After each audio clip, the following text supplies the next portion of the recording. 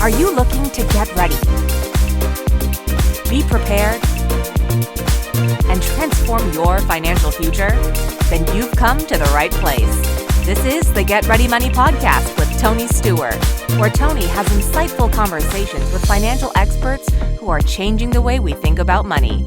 Catch up on the latest financial trends and hear practical advice from Tony and his expert guests so you can build healthy habits that work. Be empowered with tips for implementing small changes that can have a big impact on your financial future. So sit back and get ready to hear from today's guest.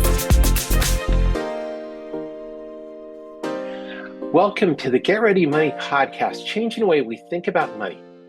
I'm pleased to be joined today by Odonoo, who is a journalist, communication specialist, and founder of Your Financial Guide. In this episode, we'll be discussing Odonoo's insights on how we change the way we think about money and how it relates to your overall lifestyle. Welcome to the Get Ready Money podcast. Thanks for joining us today. Tony, thank you very much for having me and Happy New Year to the listeners. Yeah, thank you. And thanks for being here today again. So tell us a little bit about yourself. What is your origin story? So my name is Idersaikhan. I'm Mongolian. I'm 32 years old. I am, like as you said, the founder of the Your Financial Guide page on Instagram, which is Mongolia's first like down-to-earth page talking about personal finance. And I live with my partner at the moment in Scotland. Yeah, I'm a journalist, communications specialist, translator, and I love talking about money. And this is my first podcast, so I'm really excited. Thank you. Yeah, well, glad to have you on here. So, why are you so passionate about talking about money and financial preparedness? So, if you are talking about money and if you are financially prepared, that means you are just you're passionate about your life, you're passionate about being ready for everything. That means you take control of your life because money is the tool to make you have a good life, a life that you want, good life in whatever that means for you. And that's why I love talking about it. And I learned that the taboo of not talking about money is actually what stops you from talking about it and make you have less power somehow. So that's why I learned that talking about it, educating others, educating myself in the meantime is the way. So yeah. Well, that's awesome. And you said so many powerful things in there. I think, to backtrack to one of the things you said first is that money is a tool. And I think that's important for people to realize. I mean, could you go a little bit deeper on that about how money is a tool, not something of itself? So so if money was a potato, we would talk about potato. I would love to talk about potato because I love potatoes. What a fun word too, for example, now that I have started to understand how to manage my money. I lead my life how I want. I have a calm mornings. I make my coffee however I want, however slow I want, and I live wherever I want, and money allows me, and do as little or a lot work as I want, and that's how money allows me to do. It's a tool of power that you have that makes you makes you live your life however you want. And That's why people need to talk about money. That's why people don't have power, um, especially in Mongolia, marginalized groups and women and older people, etc., etc. So, um, yeah, money is not everything. I think once it reaches a certain point, if you are unhappy, money can't buy you really happiness if you already have money. But if your first needs aren't being met and you are given your first needs met, you will become happier for sure because you are not worried about not trivial, important things. But Hmm. once that is settled down, settled and fixed, you can then think about something else, what you want, where do you want to live, or how do you want to live, and yeah, money is a very important. Money is, I think, as important as education. But if you don't have one another, I think it wouldn't go well, type of thing like that. Well, I think money is part of an education. And I think that's it is, it's tied into so many of these other things that it Yeah. does have that full impact, as you point out. You said something in there about how money loves you, and I think a lot of us, struggle with our relationship with money. Could you go deeper into that? How you can have a positive relationship? Because some people do feel like money hates them. Could you ask me in a different way? I Oh, couldn't hear sure, it. sure, Yeah. sure.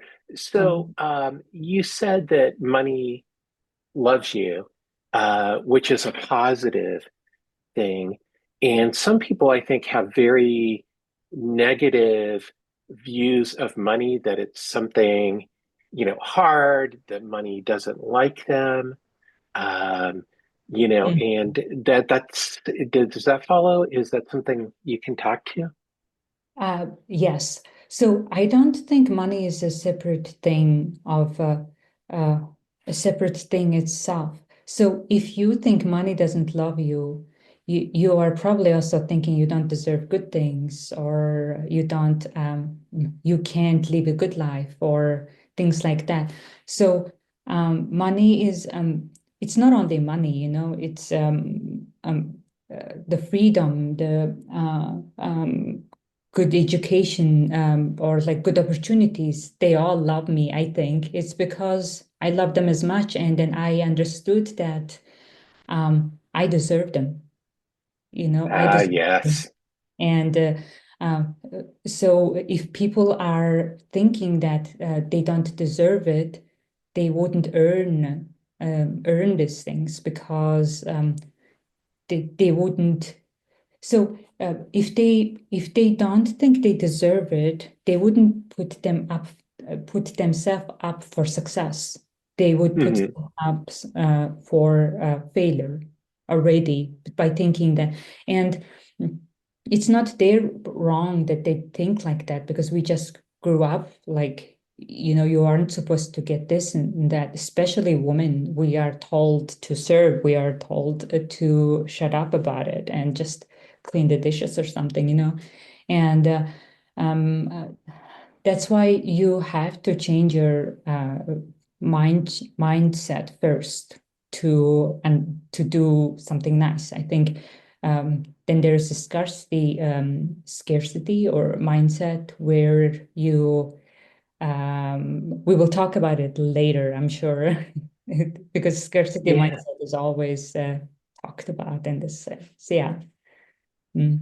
Yeah. Well, no, and I think that's something that people struggle with, is that they don't feel like they deserve to be successful with money, that it's not for them, that it's for somebody else, and that they can't, it's not a possibility for them. So, that's very powerful that you're pointing out. So, let's talk a little bit about, your work with launching your financial guide, the first Mongolian page focused on financial life. What was that like, just being a trailblazer and doing something just So new and different. So it's crazy to think about it, that even now talking about how I am the first person, people have tried doing this before, but they have done it differently, like talking only about investing, like, finance bros. There have been finance bros, obviously, but they never gave information that were actually down to earth and actually easily applicable. And there wasn't, they didn't relate to people. They would say to mothers, like, if you're just being at home taking care of your baby, you're losing money, like, things like that. Hmm. Very things like that. Mine is, or like, there are other times, other pages where they talk about the energy and says, like, money comes to me, instead of actually giving you tools how to save or how to track spending. Nobody ever talked about it like this. And um, I did it because I was bored. Yeah. Bored in the sense that I left, I still work in corporate, but I work from home, which is kind of impossible in Mongolia. Everybody went back to office now, so you can't really work from home. Uh, so I moved to the countryside 2023, because I was done with corporate. I had bad time there, and I was working at a place I work now.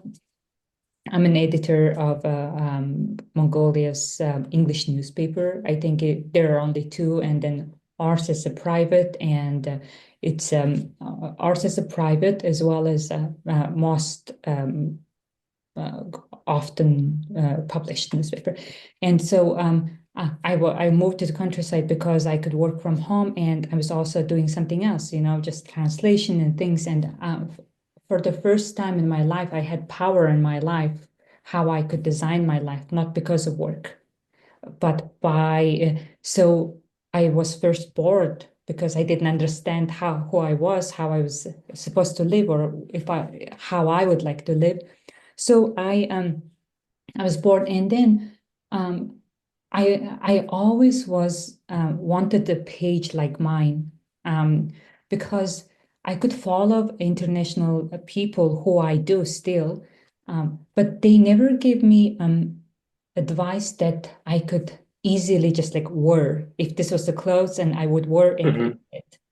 So that never happened because, for example, it's kind of almost impossible to invest in Mongolia, really, and like invest like how you guys invest and earn money from it as much, except it's like a Bitcoin, which I don't do, type of Eh. thing like that. And or like nobody talked about what bank to use in Mongolia. Nobody talked about how to increase my incomes or money by doing these things in Mongolian soil. So I wanted this kind of page when I was a kid, and now I'm 32. That means like 17 years ago, I wanted it. And I read a bunch of books, and finally, social media happened. And then, like, girls started posting about, women started having important pages that talk about money like mine. And that helped me. But even after 17 years, or like 15 years, which is in 2023, I still didn't see this page, while there are so many other pages and influencers in Mongolia. Just nobody talked about it. I was like, why? And then I was like, well, I'm not a millionaire, why? But I do have so much information about it along the way. I developed my own things, own ways to like manage money. Like, no tracking spending pages have ever worked for me. All these people who Hmm. have done, and then I developed my own. because I was like, none of this worked for me, type of thing. So, and then I was thinking like, hey, then why don't I start it?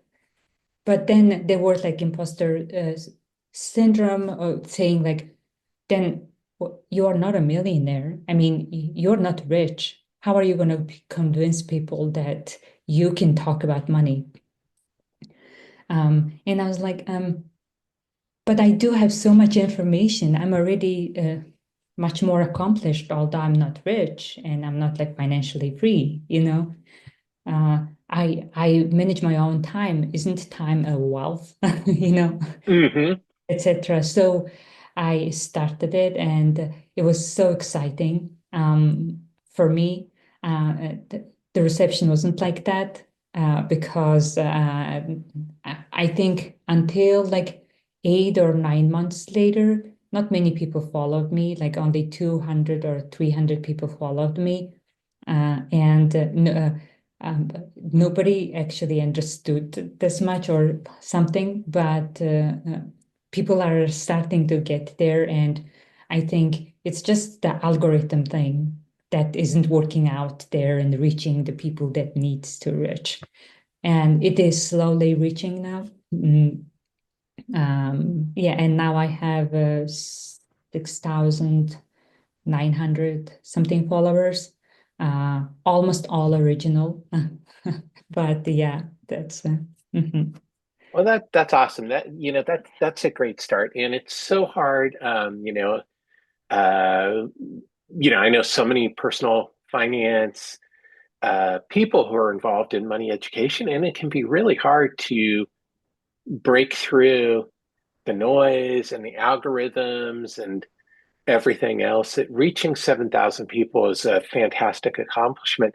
I mean, you said so many amazing things, but one of the things you pointed out is time is wealth. And you alluded to that earlier, is that money allows you to do certain things. It allows you to control your time. And I know you've talked a lot about that. And I think that comes back to what you said originally about money being a tool, is that money allows you to do certain things. I think what's also important, and you've talked about this a little bit, and I think it'd be great to talk about, is how money is different for women. The degree may be greater in Mongolia, but even in the US, there's a gender pay gap between what men and women earn, uh, how much money women have saved aside. I mean, how do you start to talk about that as a woman to help other women really break through? And as you point out, that imposter syndrome, because women also feel like, well, this may be a man's world. This is the tech bro thing. How do you Yeah. start to have that conversation to help other women? Um, that has been really hard. And then I think that's like all that answer, full answer to that question is another podcast. I think Okay. because there are so many things to talk about. And I want to be right. I don't want to hurt people. I also don't want to talk bad about my country while being critical. So that I would like to be careful. But in Mongolia, something I've noticed is that women, we, I have talked to wives and who earn all the money and do not have a savings account for herself because that's a selfish thing, and she doesn't have it. And that's just an easy example, but there are even more difficult example of how women are earning all the money and still don't have power in that house, because that woman does not have a time for herself. That woman is earning the money, doing the dishes, cleaning, taking care of the children, bringing the children to the world, etc., etc. So I've seen a lot of that. But unfortunately, there are also another problem with men in Mongolia, that is a disadvantage to men. And I don't want to get into that here, Oh, because sure, sure. there are a lot of things to talk about before to answer that. But it's something just I've noticed in women and especially mothers a lot is that even in myself is that they don't do what they want. They'd rather do what they're supposed to do. And that's why it's really hard to tell them that, no, you should have savings. No, this money you're earning is supposed to be for you, not necessarily to buy all the 10 shoes you want at the same time. But heck, I'm sorry, but you you deserve this money because you earned it. You're also a person yourself with a want, with a separate need, with a separate view, etc., etc., you know. So that has been really hard. And I think I'm trying to lead by example that you can and you should, while still hearing negative noises. But that is a common thing I see, and then it makes me feel bad that it's still like that. Yeah, and that's a global thing. And I think, just to highlight what you said is that women deserve what they earn and to meet their own needs. And I think that's fair to say around the world, as a very basic right. And I think in so many societies is that that does happen. And, I know we definitely don't want to go there, but I think Mhm. that is just from a surface level, is that for anybody who feels like they don't deserve it, you do deserve it. Everybody does deserve it. Yeah, we all deserve our own success and the fruits of our labor and what we earn, and we can all be happy with what we do. So that's awesome. Well, let's switch gears and get into what I call the Get Ready Money questions. And these are the questions that I ask all my guests, and they're a little bit more rapid fire, but they're more, about financial literacy. And the Okay. first one is, what basic money concept do you wish people knew? It's that you should not have only one sources of income. Have a different sources of income, even if the other two or three are very little, because it gives you security that you don't rely on only one thing. Just don't rely on one thing ever in anything. Just always have your eggs in different baskets in all parts of your life.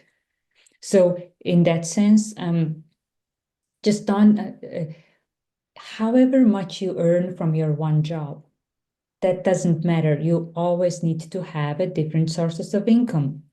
That's my thing that people really need to understand. Because people ask me like, well, but I earn enough. Okay, that's good. But what if that one goes away? You don't know. Do not put yourself in that situation, you know? Yeah. Yeah. No, I think that's great advice is, it's like having a plan B or Yeah. something to fall back on is, if things change, but if you have, like you said, all your eggs in one basket, and that can imply to investing too, or whatever, Yeah. you run more risk if something is concentrated in one area, and having more than one source of income spreads it out a little bit. Yeah, like I guess diversify everything. Then just diversify your income, your friends, your work, your passion, your anything, just diversify it as much as possible.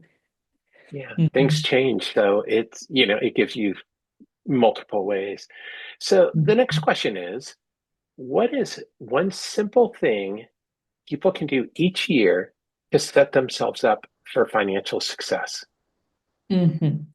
Great question because I think about this a lot and self-reflect. I think there's not one.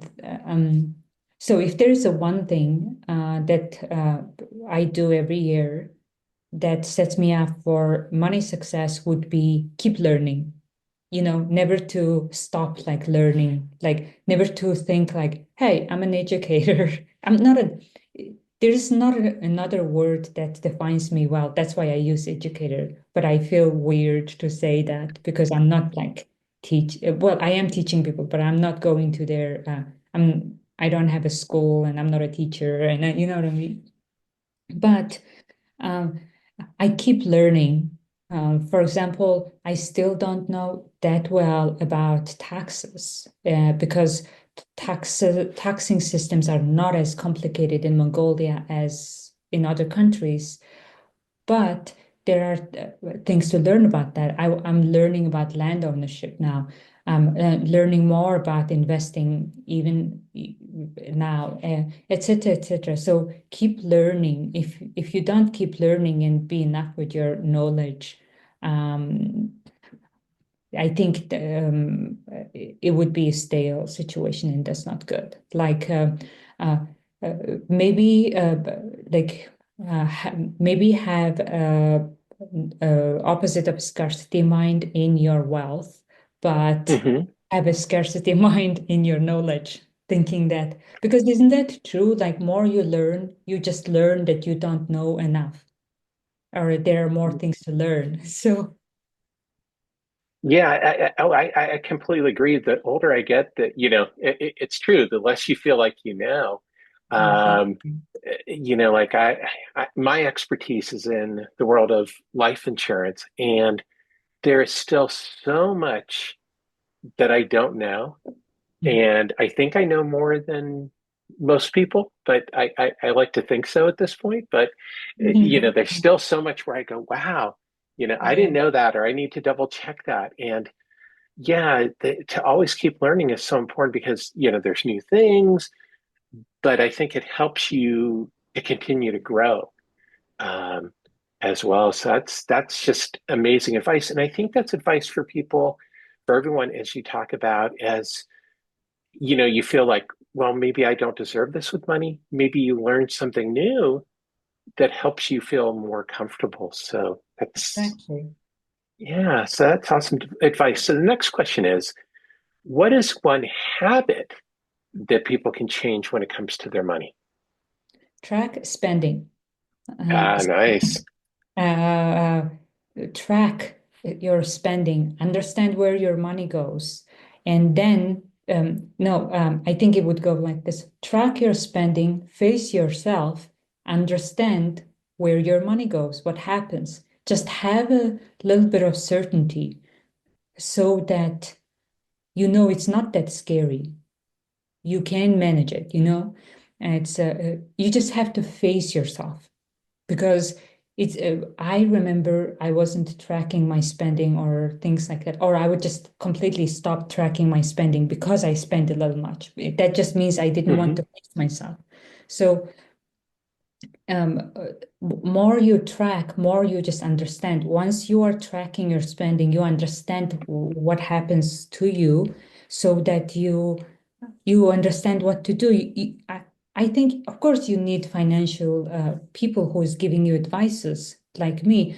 But once you understand your own spending, you can pretty much decide how to change or what to do there, really logically, you know? So I think it's the most important thing that you're supposed to do and you should Yeah, do.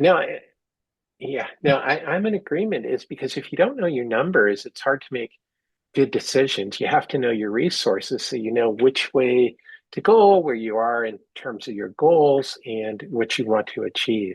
So that's powerful. So the next question is, what money myth are you trying to break?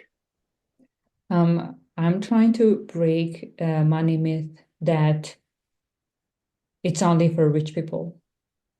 You can earn it, you can manage it, um, you can do it too.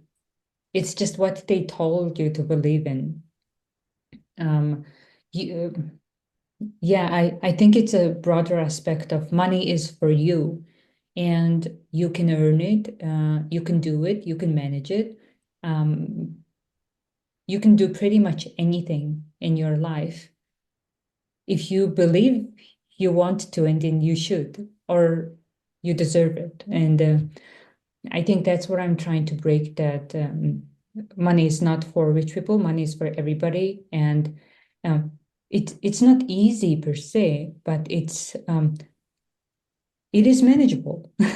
And also, I think Yeah. Well, and I think it gets back to what you were talking about earlier is, breaking down, the taboos and everything that, that you, once you start to think about money as a tool, nobody's scared of a hammer. And a hammer is a tool. And once you learn how to use that tool, you can master the tool. Now, granted, money may be like your toolbox, and you have your tool and your screwdriver and everything else. But once you start to understand how to use the tools, and the tools are there for you to use. And if I understand you correctly, with money, the different parts of the money world are there for you to use. And once you absolutely. start doing that, that's powerful advice. So, let's get out the time machine for a minute and we'll go back. I think you were talking about 15 years ago. What advice would you give your younger self if you could go back in time knowing what you know now about money? Um, um, it's a, I guess I did follow this advice, but I would like to say, don't stop if you're afraid. Like, how many times I stopped tracking my spending or just like stopped learning about money because I was afraid. I was like, I failed, like I failed. And then I just thought, oh, it's so difficult. I'm not going to learn. And it's not for me or things like that. And don't stop then. Just take a breather and come back again. Like eat well, eat good food that night if you can, and say, I'll try tomorrow, or maybe in a few days, but just don't stop. Don't stop trying to learn. Don't stop when it feels like it's difficult, you know. Yeah. That, Well, and I think you said something important too, is that it's okay to take a break and a yeah, deep breath to kind of, I think what you're talking about is refueling, resting a little bit, and then coming back fresh instead of just hitting your head against the wall, is to take a break. But I think what you're saying is so powerful is if you hit something that makes you afraid or stops you to rethink it, right? Is to come yeah, back and look at it from a different way. yeah. Don't stop for good. Just take a breather, then come back. It doesn't mean just because you don't understand it now doesn't mean you have to stop it for good and you will never understand it. It's just um, uh, you need a rest, or maybe you need to look at it a different way. You will understand it. Yeah. Yeah. Oh, well, I think that's powerful. Change the way you're thinking about it, which is, of course, the theme of this show is, Mhm. to constantly look at a different viewpoint and to address it. Because I think that's the thing with money is it's like anything else. Sometimes there's different ways to solve a problem, and the same approach isn't always going to be successful. So Yeah. taking that breather allows you to think about like, okay, well, maybe it's not the problem, it's how I'm approaching the problem. Yeah. Uh, and then you can solve it by coming at a different way.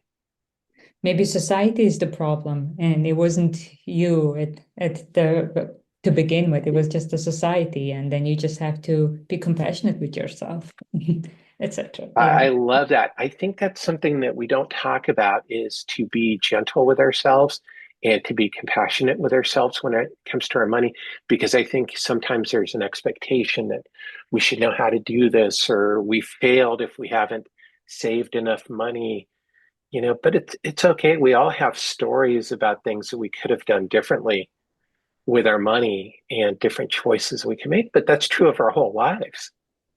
I think that's one reason why other uh, people haven't started my page is that those people kept saying that it's wrong that you don't know, like rush now, it's you're losing things if you aren't managing your money, or they did not, they weren't compassionate with people. And I'm learning to be compassionate with myself and also to tell people how to be compassionate with themselves because you weren't given this tool. Nobody was given this tool except rich people. And that's why it's okay. It's difficult. I understand it's difficult, but you will get there. Everybody can. Can you can you count 1 to 10? Yes. So then you can you can manage your Yeah. money. Okay, just it can seem difficult. It will be understood later, you know. Just be compassionate with yourself. You know? Yeah, well, I think exactly like you said, it comes back to the basics is, and I think people tend to forget that too, is they expect like to go from zero to investing in crypto. But there's a Exactly. lot that goes in between. And like with any skill is, I talk about learning how to play basketball is, you don't go to being an NBA player overnight. I mean, most of us will never be an NBA player, but you do have to learn every one of the basic skills in order to be successful. And with any game or Yeah. task, you start at the beginning. Yeah. So that's Also, like power. be patient with yourself, not only compassionate, because it takes a lot. I sometimes feel like money management is kind of like a university word knowledge because one by one, it is a lot. And earlier you start better, but it does take time. You can't be earning like five sources of income by tomorrow just because you started today. But that is in your future if you keep studying and learning. Yeah, well, it's exactly like you said, there's a lot of different areas to learn.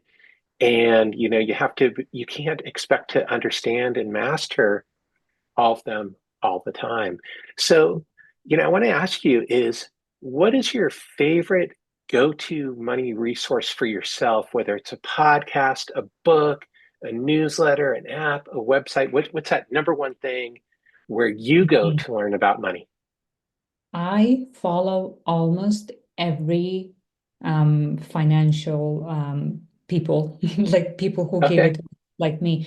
But the one place I have to mention is the financial diet. Um, Okay. on Instagram, on TikTok. They have a website. They have books. It was started by these two women 10 years ago, and I have followed, I think, for the last 9 years of them. And now they don't um, um, publish as much as they used to, but all their published videos and news and articles are already there, so you can look at it. It's the financial diet that mm, yeah, that I think that has changed my life. I think that was the only page that wasn't in about Mongolia, but still gave me a lot of knowledge about money. And there are lots of other people that I follow. They are helpful, but the one that was actually the one that I hold close to my heart is the financial diet. Well, that's awesome. Well, I appreciate you sharing that. And I've been asking this question of all the guests because I think that's also important for the audience is that even with the most accomplished people in the money world, somebody like you who, is becoming your own expert and thought leader, that there's somebody who inspired you and that you learned from, and that no matter how much you know, there's always somebody else that you can learn from, and that it's learning together that helps us to grow. So, to wrap up, what is your number one tip on changing the way we think about money? I think I said it before, but I'm going to say it again. You can manage your money. Anybody can manage their money if you follow the right steps, if you're compassionate with yourself, if you don't give up, um, if you follow my advices. But um, you can manage your money. It is very manageable. There are a lot of sources you can learn from, me being one of them. But I'm only sharing things in Mongolian because there are already so many information in English. Um, and you can manage it. It's okay. You will get there. It seems unbelievable, but you deserve it. I deserve it. Everybody deserves it. Everybody can. If if you just try, if you are just consistent, compassionate with yourself. Well, I think consistent is important. And something else you said there too is to not give up. Is there are going to be days where it seems difficult and you have to keep going and not be discouraged because it's not always going to be a straight line of success. It'd be great if it was, but that's not how things work. So, It still seems difficult at some days for me, and I am. It's kind of weird to talk from a sense of I'm a teacher, I'm teaching you, I know how to. That doesn't make sense, and then it makes me feel really uncomfortable. But it's just, I have tried these things, I have failed much more, and I've learned, and I've found these things. You can also use it. You know, you have other things to teach me. I have this thing to teach you. You know, but even after all this knowledge and trying, I still have days. I actually have a lot of days I feel weird about it because I'm a very anxious person. So, um, but that doesn't mean that did not stop me, thankfully, from giving you information, giving Mongolians information, and I'm very proud of myself for doing that. And um, people have been telling me how it has been changing their changing the way they think about money, and that um, that brings tears to my eyes for how how they do. well, that's awesome. And I love your philosophy and it is amazing. I'm glad we were connected by our friend Charlene Kong, about the work because, Charlene's in Switzerland now, originally from China, that we're able to connect globally because these things are the same issues for people around the world. That we're all talking about money but that we're not talking about the super specifics, but it's more, as you point out, it's like, how do you approach it? How do you believe in yourself? How do you get started? That these are the really important tools to financial success, that the rest are tactics. Um, Yeah, exactly. so You're the right. strategies. So, Atno, thank you so much for joining us today on the Get Ready Money podcast. We appreciate your time. I am so happy to be here. I'm a radio journalist of 6 years, and I was always the one who was interviewing people. I've never been on this side. It feels great, and thank you very much for inviting me to this podcast and letting me talk about what I think is cool. Yeah, no, that's awesome. And I did forget to ask you, where can people find out more about you? I know you have the Instagram page, which is in Mongolian, and unfortunately, a lot of the audience doesn't read or speak Mongolian. But are you active on LinkedIn or anywhere else? I am active on my Instagram page is only it's an only talking about finances, but I am very ambitious person. I have a few different careers going on at the same time, so that's why I am active on LinkedIn by my name, by my full name, Odonoo Idersaikhan. I also write a lot about my just personal experiences on either in English or in Mongolian on Medium. Oh, Um, okay.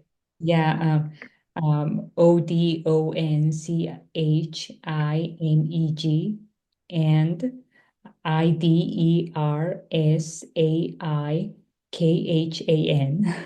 Idersaikhan. You can find if you just type that name, you have all the information that I share about my therapy experiences, uh, living in Scotland, etc., etc. They're just everything. So I love writing. That's why.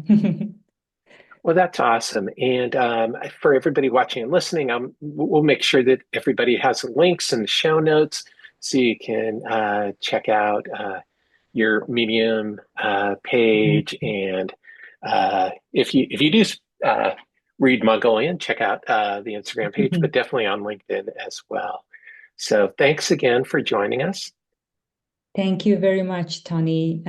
Thank you for creating a group and letting us connect with each other. And thank you. I appreciate that a lot. I appreciated this podcast as well. Yeah, no, and I appreciate you and being a financial educator and being able to share your knowledge and expertise. And thank you, everyone, as always, for tuning in to this episode of the Get Ready Money podcast. If you learned something today to change the way you think about money, please be sure to tell a friend and to subscribe.